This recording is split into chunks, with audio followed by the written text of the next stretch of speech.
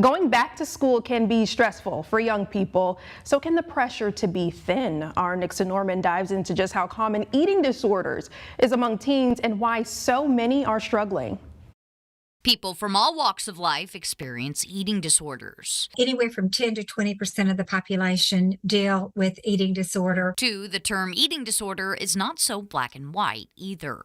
We use the term eating disorder, and we also use the term disordered eating.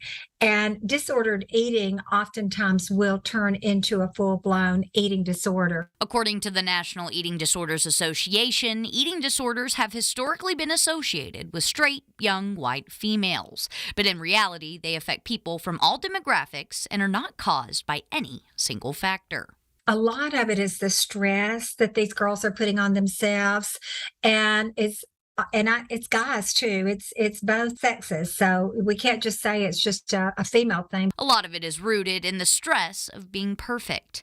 Many people who deal with disordered eating are perfectionists in many other areas of life. That perfectionism carries over when it comes to body image. We see some eating disorder patients who are somewhat obsessive over different things, whether it's making that A or only eating fruits and vegetables and only having a half-cup portion size. So what they do is they just take a good thing to an extreme. Eating disorders can also be passed down. We do know that there is a genetic component to eating disorders. If a child grew up around someone struggling with an eating disorder, they're more likely to struggle as well.